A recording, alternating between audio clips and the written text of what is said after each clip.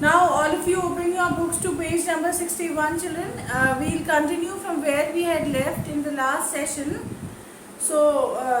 In the last session we had discussed about the different events that took place that are leading up to the history of Chinese statue.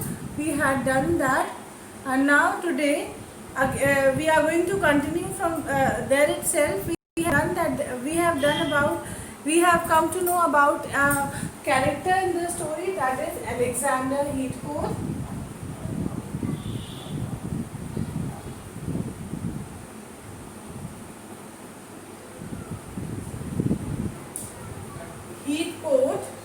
We have come to know about the character of Alexander Heathcote, and we have come to know that he is posted in China, and while he is posted as a British ambassador to China, he is not at all interested in doing the work that is assigned to him. Rather, his interest in Chinese art and architecture has made him put aside the work that was being given to him, and instead he has started exploring more about Chinese art and architecture.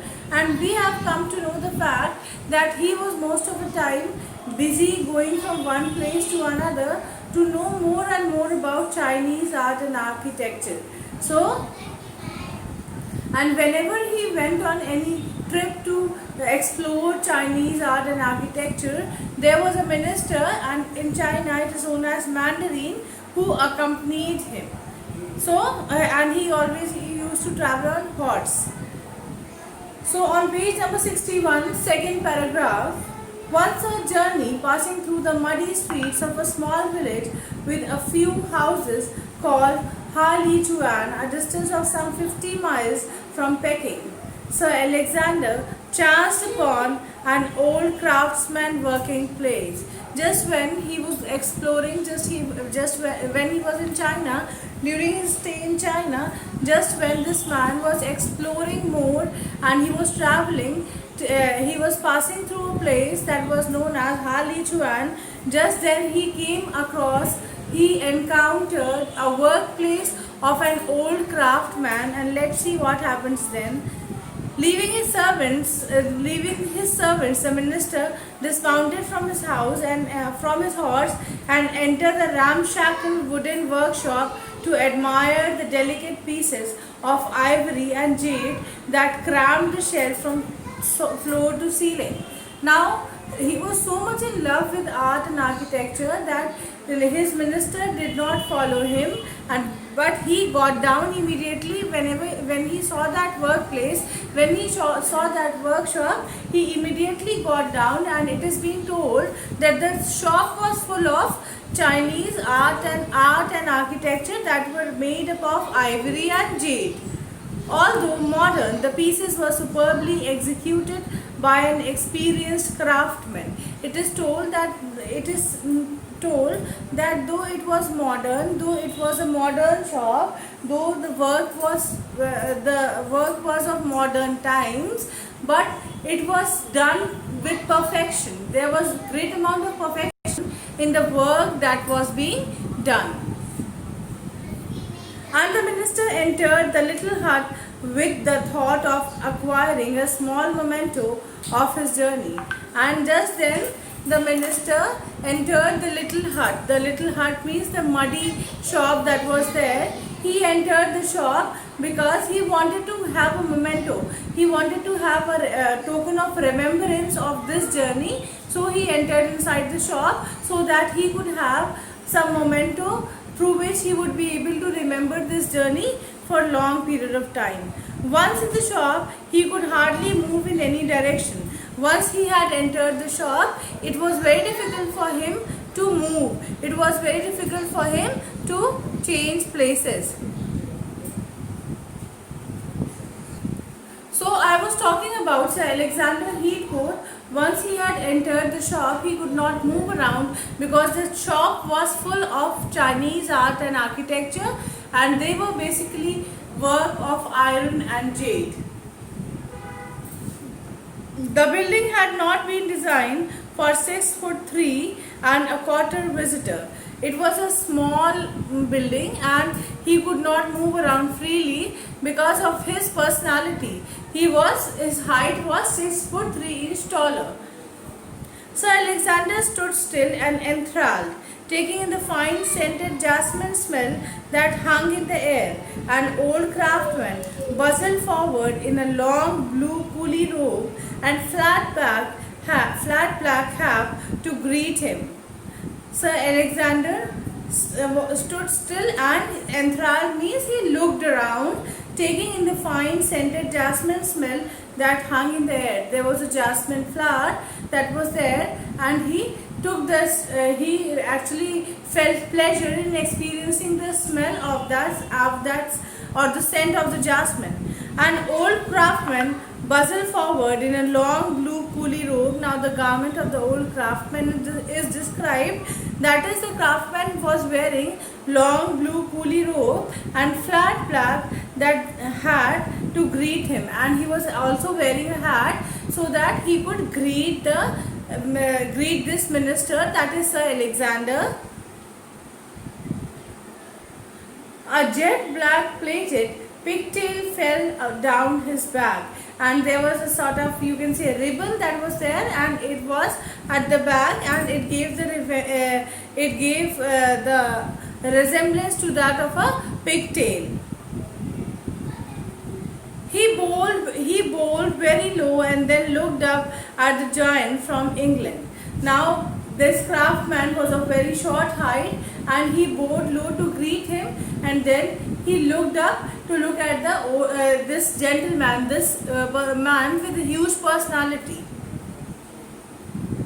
The minister returned the bow while the Mandarin explained who Sir Alexander was. The minister means Sir Alexander instead also greeted the old craftsman, and just after he greeted the craftsman, the Mandarin means the guide who was accompanying him explained to the shopkeeper who Sir Alexander Heathcote was, and his desire to be allowed to look at the work of the craftsman. And he also told the craftsman that he was very much ambitious. He was actually very much interested in looking at the work of this old craftsman. The old man was nodding his agreement even before the Mandarin had come to the end of his request. This Mandarin, this guide, was actually requesting this old craftsman to give the permission to Sir Alexander to have a view of Chinese art and architecture. And even before he could finish his request, just then he received an affirmative reply from the shopkeeper, from the old craftsman. For over an hour, the minister sighed and chuckled as he studied many of the pieces with admiration, and finally returned to the old craftsman to praise his skill. Sir Alexander had spent almost an hour over there exploring about Chinese art and architecture, and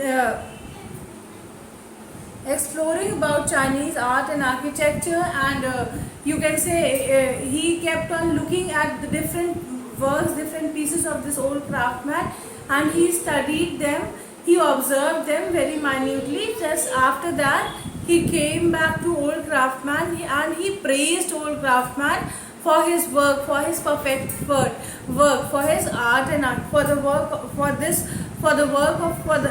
work of art and architecture. He praised this old craftsman.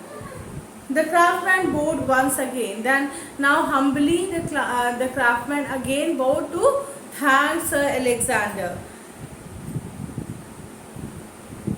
And his shy smile revealed no teeth but only genuine pleasure at Sir Alexander's compliments. Though he smiled and he wanted to show his gratitude towards Sir Alexander, but when he smiled, no teeth were visible. It shows that this old craftsman was of very old age, was very old. Pointing a finger to the back of the shop, he beckoned the two important visitors to follow him. Pointing the finger means the entrance towards the end of the shop. he pointed towards that direction to tell Sir Alexander that there were two more customers who would be coming after him. They did so and entered a veritable Aladdin's cave. Now, veritable means somewhat similar to Aladdin's cave. It was so small, the space was so little that it was not possible for those two people who were about to enter next to come to inside the shop, but still they came inside the shop, and it gave the feeling as if it was Aladdin cave. The shop has been referred to as Aladdin cave because of the small space that was there inside the shop, with row upon row of beautiful miniature. Row upon row means they were compiled one on one another. The work of the old craftsmen, they were compiled on one another, and they were all classical figures. Classical figures means they were all historical personalities, you can say. The minister could have happily settled down in the orgy of ivory for at least a week. Sir Alexander and the craftsman chatted, away to each other through the interpreter, and the minister's love and knowledge of Ming dynasty was soon revealed. Now, this man, Sir Alexander Heathcote, was lost in the statue, in the work of old craftsmen, and then both of them, they started conversing with each other, but with the help of the interpreter. Why with the help of the interpreter? Because this man is in China, Sir Alexander Heathcote is in China, and he might not have been versed with the Chinese language. That's why the interpreter was there, the Mandarin or the guide was there, who interpreted whatever one said to the other.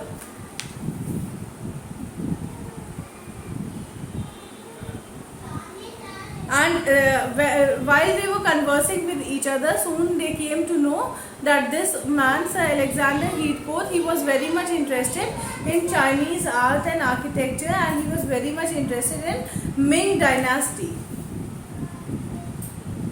The little craftsman's face lit up with this discovery, and he turned to Mandarin and in a hushed voice made a request. When he came to know about this, that the visitor, that is Sir Alexander Heathcote, was very fond of Ming dynasty, then he became very happy. His face gave the impression as if he felt very happy, and in a very happy voice he told the guide, that is the person who was actually the guide who had accompanied Sir Alexander, he made a request. The Mandarin nodded his agreement and translated. The Mandarin means the guide agreed upon whatever he said, and then he translated. I have, Your Excellency, a piece of Ming myself that you might care to see. Now he told this man, Sir Alexander Heathcote, that since you are interested in Ming dynasty, I have myself prepared a Ming myself, a Ming emperor, means the statue of a Ming emperor myself. A statue that has been in my family for over 7 generations. And this old craftsman told Sir Alexander, that this statue had been with me since over 7 generations. That is, it had been passed on to him from previous generations. Is this much clear to all of you? Yes, ma'am. Okay. Yes, ma'am. Okay. Thank you, children. I should be honored, said the minister. In reply, Sir Alexander, said that it would be my great honor to see such a fine work, such a work which has been passed on from one generation to the other since so long. It is I who would be honored, Your Excellency. Now they are actually paying tribute to each other. They are actually being very humble towards each other, and both of them are greeting each other for thanks in reply to whatever they are being offered by one another. Said the little man thereupon scampered out of the back door. Scampered means walked out of the back door, nearly falling over a stray dog. And he was not even able to, he was so old that he was not even able to walk properly. So the moment he walked out of the shop from the back door, it gave the impression as if he was about to fall on the, as if he was about to fall on the stray dog. Stray dog means street dog. And onto an old pleasant house a few yards behind the workshop. He went to a house which was few yards away behind at the back of the workshop, and it was a very pleasant house. It gave the impression that it was a very pleasant house. So he went to that house. The minister and the mandarin remained in the back room. And the mandarin means the minister, means the Sir Alexander, and the guide who had accompanied him, they remained there in the shop itself. For Sir Alexander knew the old man would never have considered inviting an honoured guest into his humble home until they had known each other for many years, and only then after he had been invited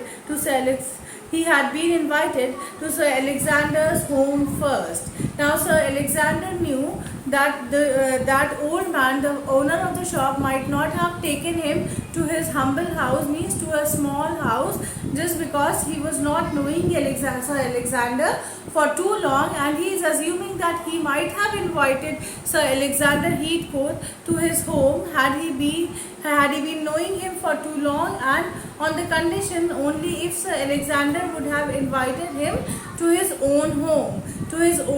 Is this much clear? Yes, ma'am. Okay. Yes, ma'am. Okay. Mustafa, is it clear, Mustafa? Yes, ma'am. Okay. Yes, ma'am. Okay. A few minutes passed before the figure came trotting back. After a few minutes, that old craft had gone to fetch something from the back. A statue of a Ming ruler himself had came back to the shop from where he had just left to bring something. A few minutes passed before the little figure came trotting back, pigtail bouncing up and down on his shoulders. He was now clinging onto something. Clinging means holding onto something. He held something. From the very way he held it close to his chest, and it gave the feeling as if something was very precious to him. That is, he was holding that thing. Very close to his chest. Had to be a treasure, means precious, something very precious. The craftsman passed the piece over to the minister to study. Then just then he came inside the shop. The thing that he had brought along with him, that is the statue of a Ming ruler, just then he gave it to Sir Alexander Heathcote so that Sir Alexander could observe it minutely, could study it minutely. Is this much clear? Yes, ma'am. Okay. Yes, ma'am.